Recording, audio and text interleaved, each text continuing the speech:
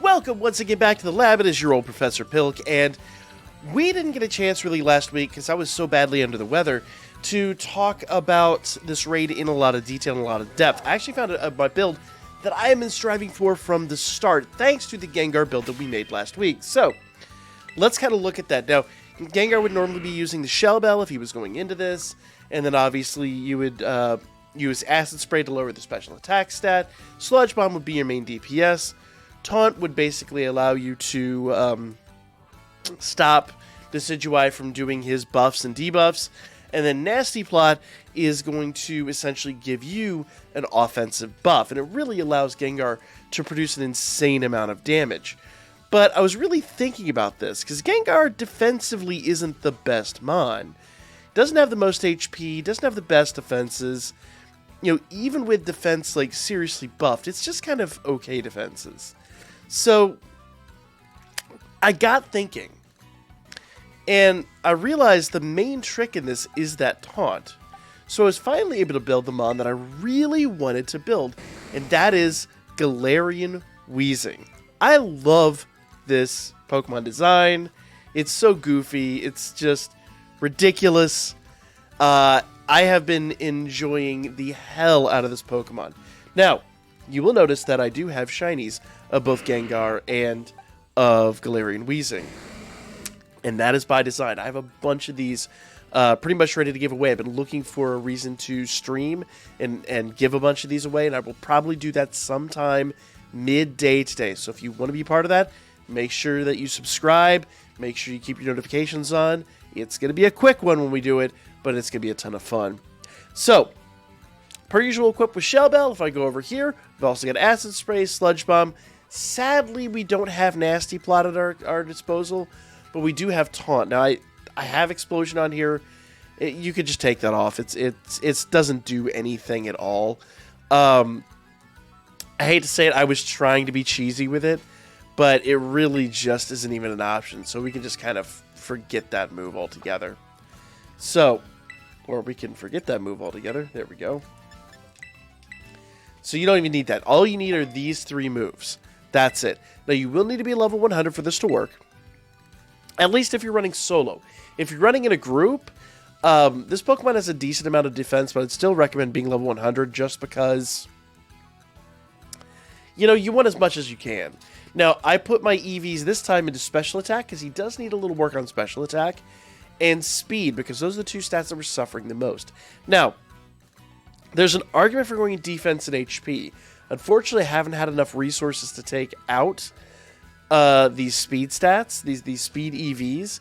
I'm just completely out of tomato berries. If I had that option, I would definitely try that build out. It's not a bad option.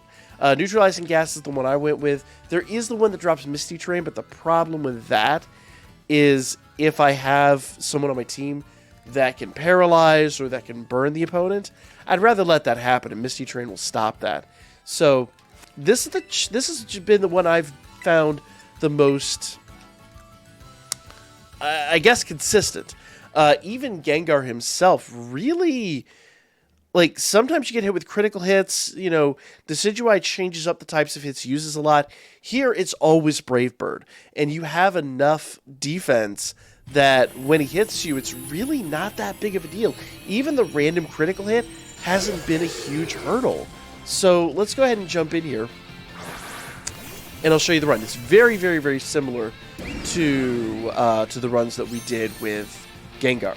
Now, here's the big first gimmick. You're going to want to open this up with a taunt. No matter who you're using, always open this up with a taunt. Reason being, that's going to stop him from doing his big offensive and defensive buff. So, if you want to use physical units, you absolutely can. This is going to make it so he doesn't do bulk up. That's the entire reason for that. Now, we'll nullify your stats here, and if I had boosting stat moves, I'd start using them here.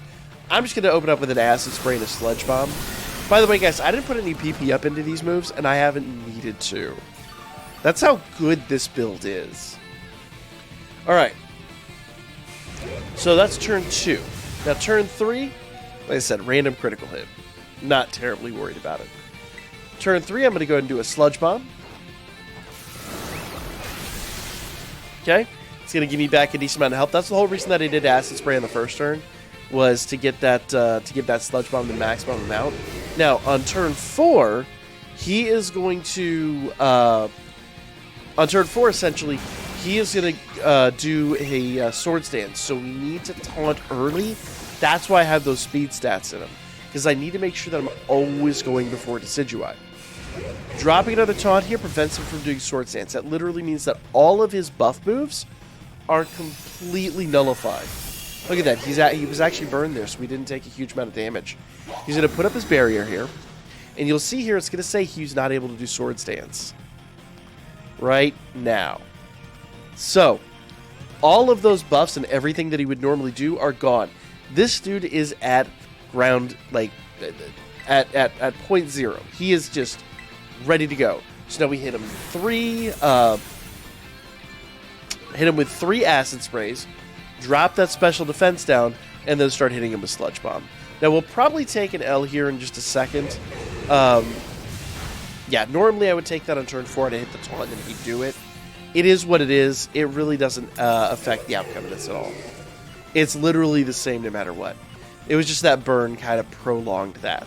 Because I'm not quite ready to Terastallize yet. Now this turn I can actually Terastallize. So that's going to be my goal here. Now you might be able to do this with regular Weezing. The only reason I chose Galarian Weezing over the regular Weezing, number 1, I love the character design. I love just the goofiness of the Pokemon. But number 2, the added Fairy type basically means that Brave Bird's the only move that Decidueye actually has that's... and I don't even think it's not type effective, it's just one-time effective. Everything else is essentially, like, completely neutralized. So, or not neutralized necessarily, but is weak to my Pokemon. So, that really gives me more options. So, special defense down twice now. We'll do a third one here. And notice he can barely touch me. It's really great. So this is our third Sludge Bomb after his nullification. We'll go check those stats real quick. Now he's paralyzed, but I'm not ever banking on those. And whether or not that actually does anything is kind of up for debate, I'll be real. There's a certain level of RNG to that. So the special defense is all the way down. Even the special attack is down a bit. So now we just open up with Sludge Bomb. From this point on, we're just spamming Sludge Bomb. That's it. And that's how much damage we did without any special attack boosting. So imagine if you had Nick Nasty Plot or something like that on this Pokemon. You'd really only need 1. Okay, so he's actually paralyzed there. That's nice. That's going to help us out big time. Now will that basically be like full health. Bam. Oh, we were already at full health. So I guess the paralysis was just icing on the cake. Wasn't even really necessary. So we look at how little damage he's doing. Even a critical hit's just gonna tickle at this juncture.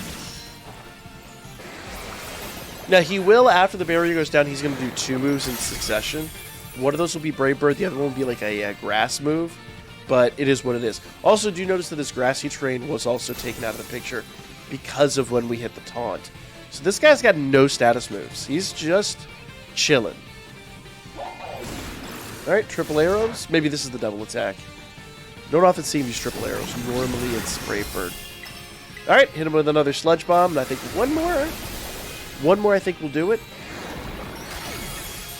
Maybe 2. Maybe like 1.5. Alright. Ooh, actually, Sylveon did a decent amount of damage there, so this might finish him off. Yep, there we go.